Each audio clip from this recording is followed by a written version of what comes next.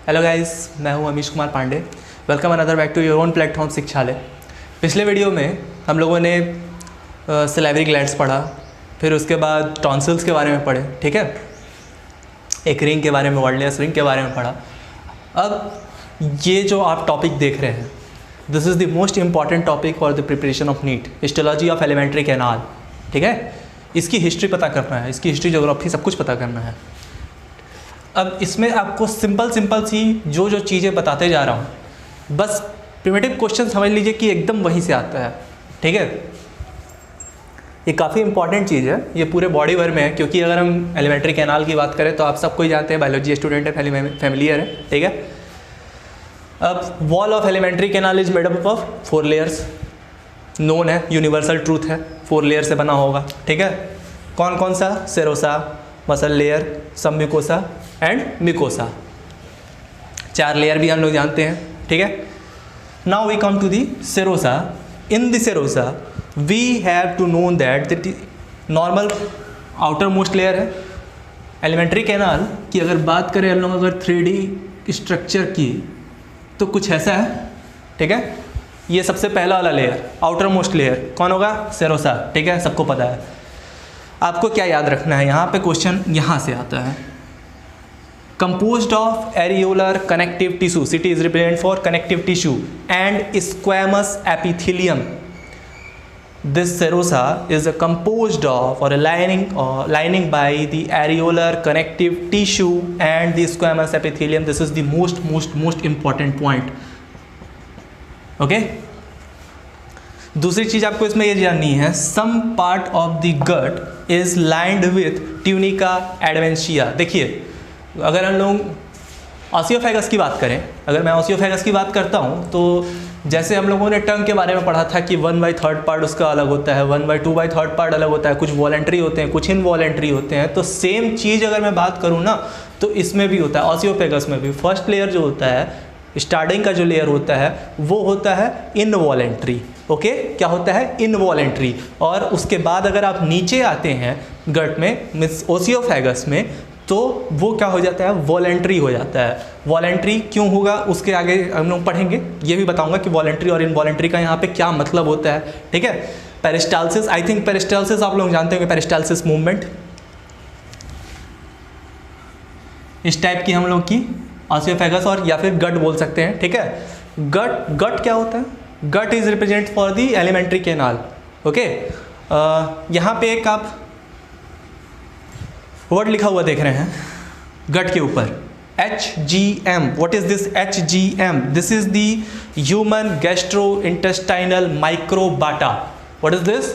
Again, human gastrointestinal microbiota is represents for the gut. It is the microbial which is present in the gut to kill the microbes. Okay? इसके बारे में ज़्यादा discussion नहीं करेंगे हम लोग, लेकिन मैंने आपको जस्ट जनरल नॉलेज के लिए आपके बता दिया है, ठीक है। क्या जाना हम लोगों ने सेरोसा में? It is the outermost layer as usual, composed of areolar connective tissue and squamous epithelium. Most important point, some important point, some part of the gut is lined with the tunica adventitia. इस term को एकदम याद रखना है। What is tunica adventitia? Direct question आता है इससे, okay. So now we come to the second layer. The second layer is muscle layer, as usual formed by the circular layer, okay. Inner part में जाइएगा ना इसका, तो ये circular होता है, और बाहर जाइएगा तो लॉन्गिट्यूडनल होता है, ठीक है। Inner part is the circular layer and outer part is the longitudinal. अब इसमें इंपॉर्टेंट बात यहाँ आई, thickest layer is found in the stomach. Thickest layer is found in the stomach of muscle layer and the thinnest layer is found in the rectum. Why? क्यों यहाँ पे thick है, वहाँ पे थिन क्यों है? Because of the most peristalsis movement and less peristalsis movement. If in the rectum there is thickest muscle layer, what is then happening? आपका peristalsis movement बढ़ जाएगा, पेरिस्टाल्सिस मूवमेंट बढ़ जाएगा। पेरिस्टाल्सिस मूवमेंट हम लोग के ऑसियोफेगस में ऊपर, मैंने अभी बताया, रिकॉल दिस पॉइंट, कि ये जो ऊपर वाला होता है इनवॉलेंट्री होता है, यहाँ पे पेरिस्टाल्सिस मूवमेंट काफ़ी तेज होती है। क्यों? खाना को, ये फूड को जो हम लोग न्यूट्रिएंट लिए हैं, इसको नीचे ढकेलने के लिए, ठीक है। तो ये स्पीड से नीचे आ रहा है, अगर हम लोग उसको कैप्चर करके ना रखें, माइक्रोविलाई बहुत सारे होते हैं, उसमें प्रोजेक्शंस होते हैं, वो आगे हम लोग जब इंटेस्टाइन पढ़ेंगे तो मैं बताऊंगा, ठीक है। आपको सिर्फ अभी इतना इसमें याद रखना है मसल लेयर में कि thickest layer is found in the stomach and thinnest layer is found in the rectum. अब इसके बाद स्टोमक में एक स्पेशल लेयर होता है, ठीक है, oblique muscle, this is known as oblique muscle except this muscle layer तो होता ही है, लेकिन स्टोमक, ये इंपॉर्टेंट पॉइंट है,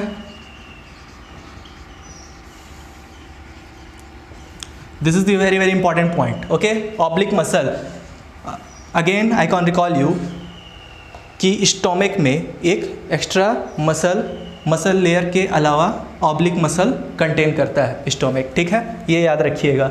और ये thickest layer in the found in the stomach and thinnest layer is found in the rectum, इससे ज़्यादा नहीं जानना है, बोर्ड के बेसिस से नहीं, नीट के बेसिस से। Next we come to the submucosa, इसके बारे में सिर्फ इतना जानना है कि composed of areolar connective tissue, okay.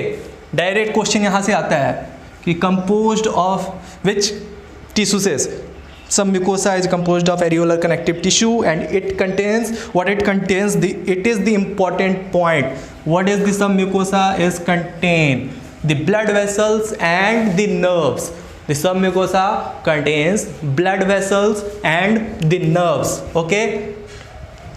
कोई डाउट नहीं इसमें। अब आते हैं लोग नेक्स्ट लेयर पे, this is the innermost layer, as you see that mucosa is the innermost layer and here is the important point, secretory and absorptive cell, this is the innermost layer, this is the last layer and this is the secretory means represent for secretion, okay, secretion whatever, किसी भी चीज़ का secretion हो सकता है, वो हम लोग आगे देखेंगे। and absorptive is represent for the absorption, okay। so now in the mucosa is divided into, here you saw that in the 3 points, what are their parts, outer layer, middle layer and thinnermost layer या फिर innermost layer। outermost layer is known as mucosa muscularis, what is this known as, mucosa muscularis, okay, made up of, here this point is very very important, made up of smooth muscle, outermost layer that is mucosa muscularis is made up of smooth muscle। उसके बाद हम लोग देखें, हाँ, जैसा कि मैंने बताया कि absorptive is represent for absorption, so here with written exposing of surface area for the absorption, exposing of surface area, exposing means खोल देना, ठीक है। सरफेस एरिया को, जैसा कि हम लोग फिजिक्स में ही पढ़े हैं कि सरफेस एरिया बढ़ेगा तो क्या होगा, अगर करंट के बेसिस में बात करेंगे तो सरफेस एरिया बढ़ेगा तो करंट बढ़ेगा, ठीक है। तो सिंपल हम लोग लॉजिक यहाँ पे लगाते हैं, सरफेस एरिया बढ़ा दिए, सरफेस एरिया किसी चीज़ पे, मान लीजिए कि ये पाम है, ठीक है, इस पाम पे हम पानी डाल रहे हैं, फ्यू ड्रॉपलेट्स डालेंगे, फ्यू ड्रॉप्स ऑफ वाटर डालेंगे इस पर, तो ये टिका रहेगा। लेकिन अगर हम लोग ज़्यादा डालें तो पानी बाहर गिर जाएगा, ठीक है। लेकिन अगर हम लोग फिर अगर इसको ऐसे कर दें, अब यहाँ पे क्या है, मेरे पास सरफेस एरिया ज़्यादा हो गया, ये 2 पाम हो गया, तो हम ज़्यादा पानी कलेक्ट कर पाएंगे। सेम कंडीशन यहाँ पे है, एब्जॉर्प्शन ज़्यादा होगा, सिंपल लॉजिक, सरफेस एरिया बढ़ाएंगे, एब्जॉर्प्शन ज़्यादा होगा। Second one is middle layer is known as lamina propria. अब यहाँ पे देखिए एक इंपॉर्टेंट पॉइंट आपको याद रखना है, यहाँ पे लिखा हुआ है MALT. What is this MALT? This MALT is बोल सकते हैं collection of lymphoid tissues, okay, collection of lymphoid tissues, LT last में लगा हुआ है, mucosal associated lymphoid tissues, okay. MALT होता क्यों है? माल्ट एक्चुअली अगर हम लोग बात करें तो इम्यूनाइजेशन, इम्यूनिटी समझते हैं आप लोग, एकदम समझते होंगे, 10th से पढ़ते आ रहे हैं, ठीक है, एक्वायर्ड इम्यूनिटी, इनेट इम्यूनिटी। तो माल्ट क्या काम करता है?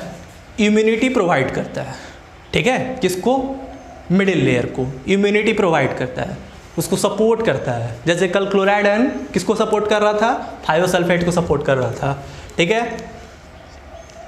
अब इसके बाद next the important point is here is made up of areolar connective tissue. C2 is represent for the areolar connective tissue.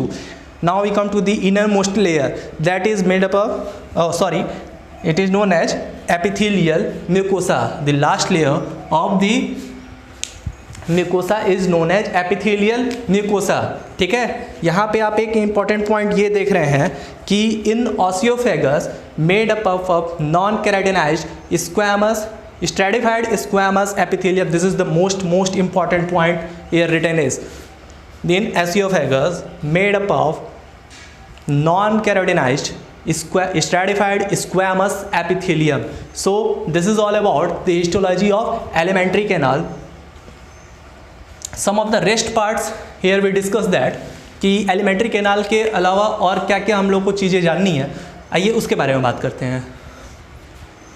So here we saw that the gastric gland. What is the gastric gland? Gastric gland is nothing but, first we saw that what is villi. villi क्या होता है? ये आपके finger है, इसको ऐसे रखिए, ये बन गया villi. ठीक है, ये क्या हो गया? Villi. Villi are the finger like projections. अब यूज क्यों होते हैं? विलाई का यूज़ मैंने पहले भी वीडियो में बताया हुआ है कि villi are the use for the more and more absorption in the gut in the alimentary canal or by the organs, by the glands, mainly in the small intestine. Okay, and one more function, if we're talking about the respiration of lungs, this villi, actually not villi, microvilli, this come under this. ठीक है, तो microvilli से ही gaseous exchange takes place होता है, लेकिन अभी हम लोग उसकी बात नहीं कर रहे हैं.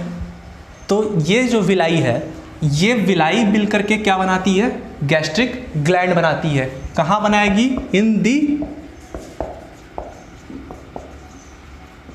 Stomach. In the stomach. Absorption का ज़्यादा ज़रूरत क्यों पड़ा स्टोमक में? Because we are Indians.